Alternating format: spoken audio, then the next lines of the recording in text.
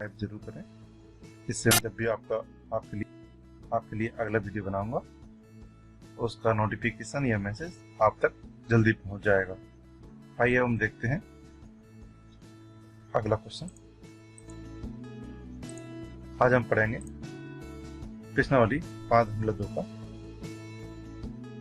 प्रश्न नंबर 1। इसमें पूछा गया है, आप यूक्लिड की 5वीं अवधारणा को किस प्रकार लिखेंगे ताकि वह सरलता से समझी जा सके। आइए हम पुनः देखते हैं अभिधारणा नंबर 5। यदि एक सीधी रेखा दो सीधी रेखाओं पर गिरकर अपने एक ही ओर के दो अंतःकोण इंटीरियर एंगल्स इस प्रकार बनाए कि इन दोनों कोणों का योग मिलकर दो समकोण अर्थात 180 डिग्री मानिएगा, उस पर लगाया नहीं से कम हो, तो वे दोनों सीधी रेखाएं अनिश्चित रूप से बढ़ाए जाने पर उसी ओर मिलती हैं या प्रतिच्छेद करती हैं जिस ओर यह योग दो समकोण सी अंश से कम हो। आइए हम इसको आपको चित्र के माध्यम से समझाते हैं। देखिए, ये दो रेखाएं ले ली हैं जैसा कि इसमें कहा गया है, और ये देखिए एक तीसरी रेखा ले ली। तो इसमें जैसा कहा गया है, देखिए एक सीधी रेखा, तो इसकी बात हो रही है दो सीधी रेखाओं पर, यानी इस रेखा और इस रेखा की बात हो रही है, पर गिरकर एक ही ओर के अंतःकोण योग। देखिए ये मैंने जनरली 90 डिग्री के एंगल 90 डिग्री के एंगल के नापने के लिए डेड डैश की लाइन बनाई है। तो हम देखते हैं इसमें, ये देखिए ये दो एंगल है, मान लीजिए ये 60 अंश का है, मान लीजिए ये 70 अंश का है। तो इसमें जो कथन कहा गया है, आइए हम देखते हैं। एक सीधी रेखा दो सीधी रेखाओं पर गिरती है, एक सीधी रेखा ये है और दो सीधी रेखा ये दोनों है। इन पे दो रेखाओं पर एक सीधी रेखा ग्रीन कलर की गिरती है। तो इनके जो अंतःकोण, अंतः मतलब अंदर वाले कोणों का योग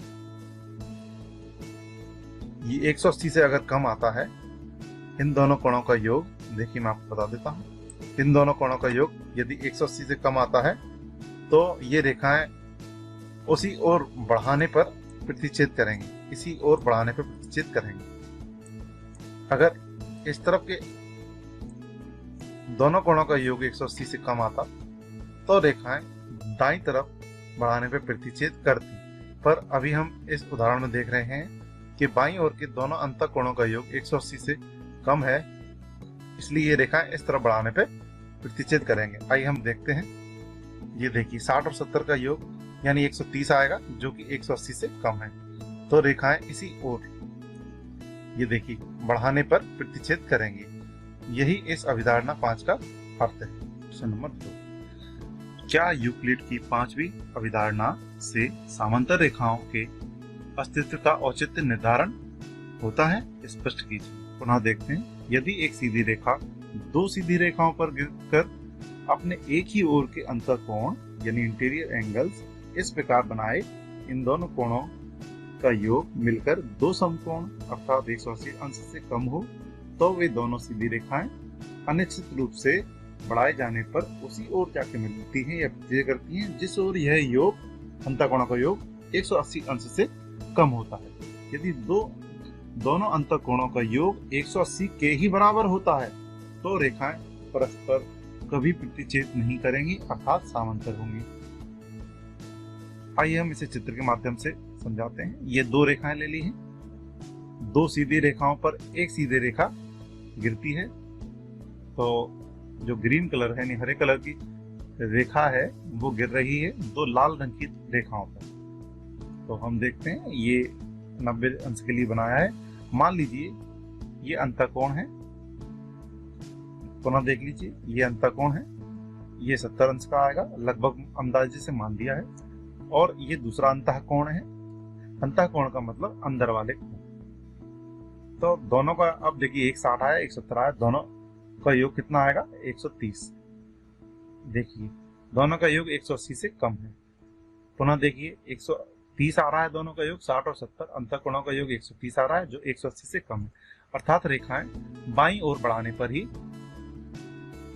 एक दूसरे को प्रतिच्छेद करेंगे। चित्र के माध्यम से आपको समझ में आ गया होगा। आइए दूसरा इसका पहलू देखें। मान लीजिए दो रेखाएं हैं लाल कलर की, इस पे हरी रेखा गिरती है। अब इसके अंतःकोण मान लीजिए ये 90 आता है, दूसरा अंतःकोण भी 90 आता है। यहाँ हम देखते हैं दोनों कोणों का योग, यहाँ देखते हैं इन दोनों कोणों का योग 90 प्लस 90, 90 प्लस 90 अर्थात 180 आता है। तो हम देखते हैं दोनों अंतःकोणों का योग 180 आता है। तो यहाँ कंडीशन देखिए, यदि दो अंतःकोणों का योग 180 के बराबर होता है तो रेखाएं परस्पर कभी प्रतिच्छेद नहीं करेंगी अर्थात समांतर होंगी। तो यहाँ हम देखते हैं ये रेखाएं दोनों ओर बाईं तरफ बढ़ाने पर, दोनों रेखाओं को, और अनिश्चित रूप से बाईं तरफ बढ़ाने पर, अनिश्चित रूप से दाईं तरफ बढ़ाने पर भी एक दूसरे को प्रतिच्छेद नहीं करेंगे। तो आइए हम आपको इसमें दिखाते हैं। ये देखिए बाईं ओर पर बढ़ाने पर दोनों रेखाएं एक दूसरे को प्रतिच्छेद नहीं कर रही हैं, और देखिए दाईं ओर बढ़ाने पर भी ये रेखाएं एक दूसरे को प्रतिच्छेद नहीं कर रही हैं। तो प्रश्न नंबर 2 इसी पे समाप्त हो रहा है। ये देखिए दोनों अंतःकोणों का योग 180 है, जो कि 180 के ही बराबर है। अतः इस कथन को स्पष्ट कर दिया गया है। आशा करता हूँ आपको बहुत पसंद आया होगा, और अगर मेरी वीडियो पसंद आती है आपको तो मेरे YouTube चैनल को आप लाइक और सब्सक्राइब जरूर करें, जिसका नाम है ब्लाटिया एजुकेशन, जिससे मैं आपको नई वीडियो बनाने पर आप तक उसका नोटिफिकेशन पहुंच जाए। धारणाओं के समतुल्य रूपांतरण को देखते हैं।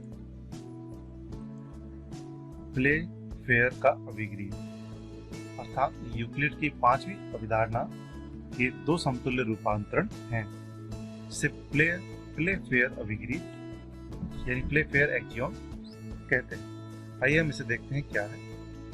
प्रत्येक रेखा L और उस पर ना स्थित प्रत्येक बिंदु P के लिए एक अद्वितीय रेखा M ऐसी आएगी, ऐसी होती है जो P से होकर जाती है और L के समांतर है।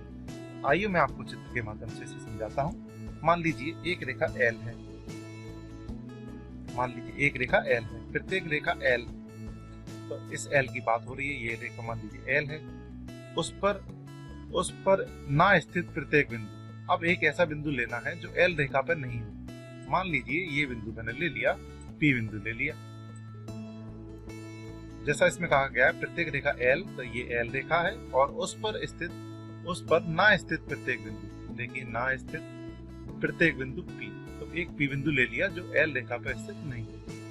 एक अद्वितीय रेखा, अद्वितीय का मतलब केवल एक रेखा ऐसी आएगी जिसका नाम M रख सकते हैं, ऐसी होती है जो P से तो होकर जाएगी पर L के समांतर होगी। इस प्रकार एक बिंदु है तो इससे कई रेखाएं जा सकती हैं। मान लो ये जा रही है पर तो इसके समांतर L रेखा के समांतर ये वाली रेखा नहीं है। मान लीजिए दूसरी रेखा आई, ये देखिए ये भी इसके समांतर नहीं है, पर P बिंदु से एक ना एक तो रेखा जाएगी ना जो इसके समांतर होगी।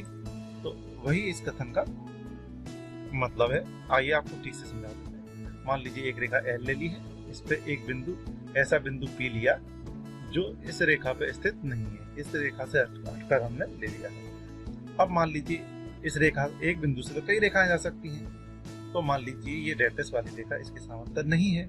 मान लीजिए दूसरी रेखा खींचते हैं, तो यहाँ हम देखते हैं दूसरी रेखा भी इसके समांतर नहीं है, पर चूंकि जो स्टेटमेंट यानी कथन में ऊपर कहा गया है कि P बिंदु से एक ऐसी रेखा हमको मिलेगी जो L के समांतर होगी, तो आपको दिखाया है एक रेखा ऐसी हमें मिल गई जो रेखा L के समांतर होगी और बिंदु P से होकर जाएगी।